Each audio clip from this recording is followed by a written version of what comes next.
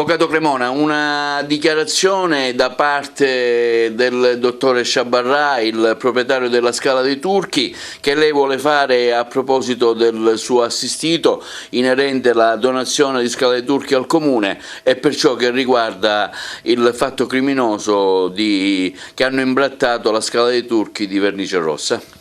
Il dottore Sciabarrà si è sempre dichiarato disponibile a donare la Scala dei Turchi, per quanto gli appartiene, al comune o comunque di darlo alla regione, ma proprio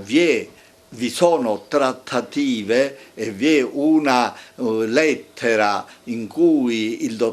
con la quale il dottore Sciabarrà ha offerto all'attuale sindaco, ma anche prima si parlava di questo stretto rapporto tra il dottore Sciabarrà, che si sente di Realmonte e vuole premiare i realmontesi e la sua struttura e quindi il comune e il sindaco, di donare questo bene al comune, ed è felice se il comune accetta questa donazione, e vi sono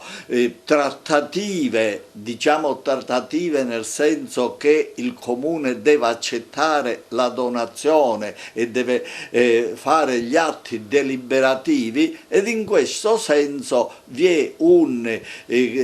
costante contatto con l'attuale sindaco. Nella vicenda criminosa del fatto che hanno imbrattato la Scala dei Turchi, condivide il fatto che il sindaco si sia costituito parte civile, e non si costituisce parte civile per un solo fatto, perché ritiene che il fatto premiante per gli abitanti di Realmonte e per l'amministrazione non è un sostegno nella costituzione di parte civile, ma di concludere questo iter in itinere, di donare il bene agli abitanti della città di Realmonte attraverso la sua amministrazione, cioè il dottore Sciabarrà ha interesse a fare sapere che non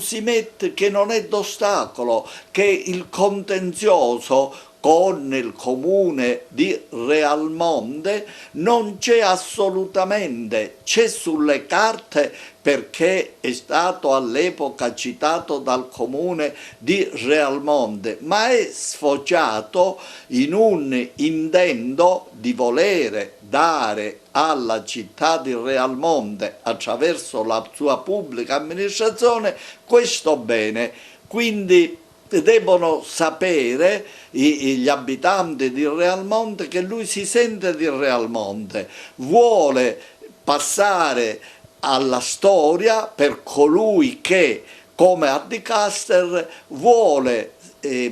dare i propri beni ai realmontesi, e quindi vuole solo un riconoscimento morale, si fa per dire, di questa sua ferma volontà di dare al sindaco, di donare al sindaco questo bene, e il sindaco si sta operando per vedere di accettare questa donazione, e quindi si è in attesa che questo fidanzamento sfoci in un matrimonio. Questo è quello che il dottor Ferdinando Sciabarrà, a cui il bene è stato restituito, vuole chiarire, desidera chiarire. Nessun contenzioso, il contenzioso purtroppo non si è potuto chiudere, perché per chiudersi ci vuole l'accettazione dell'atto di donazione già ufficializzato con delle lettere scritte, e si aspetta la risposta del sindaco, il quale evidentemente ha degli adempimenti burocratici, fiscali, per poter accettare, e che sicuramente sarà felice di poter